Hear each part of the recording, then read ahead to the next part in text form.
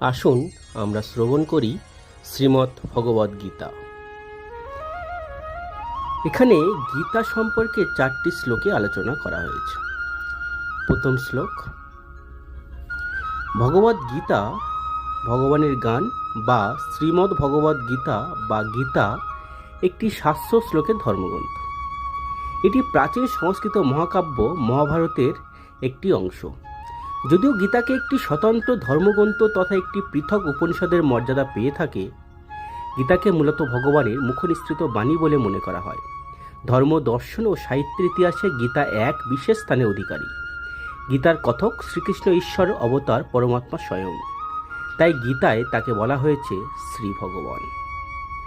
দ্বিতীয় শ্লোক, গীতার বিষয়বস্তু শ্রীকৃষ্ণ ও পাণ্ডব রাজকুমার অর্জুনের কথোপকথন। কুরুক্ষেত্রে যুদ্ধ শুরুর ঠিক আগে শত্রুপক্ষের আত্মীয়, বন্ধু ও গুরুকে দেখে অর্জুন কিং কর্তব্য বিমূঢ় হয়ে পড়েছিলেন। এই সময় শ্রীকৃষ্ণ তাকে ক্ষত্রিয় যোদ্ধার ধর্ম স্মরণ করিয়ে দিয়ে এবং বিভিন্ন প্রকার যোগশাস্ত্র ও বৈদান্তিক দর্শক ব্যাখ্যা করে তাকে যুদ্ধ যেতে উৎসাহিত করেন।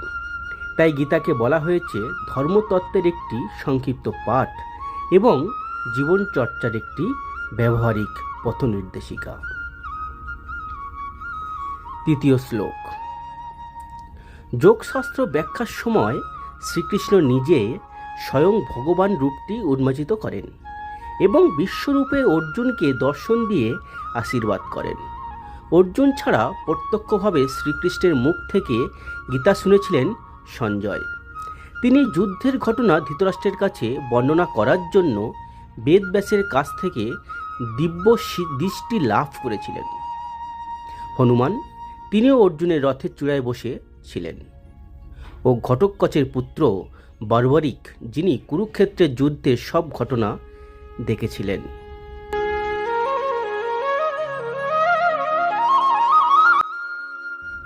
চতুর্থ শ্লোক, গীতাকে গীতোপনিষদও বলা হয়, অর্থাৎ গীতা উপনিষদ বা বৈদান্তিক সাহিত্যের অন্তর্গত।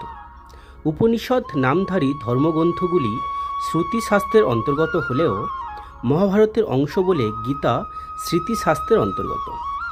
আবার উপনিষদের শিক্ষার সারবস্তু গীতায় সংকল্পিত হয়েছে বলে একে বলা হয় উপনিষদ সমূহের উপনিষদ। গীতাকে মোক্ষ শাস্ত্র নামেও অভিহিত করা হয়।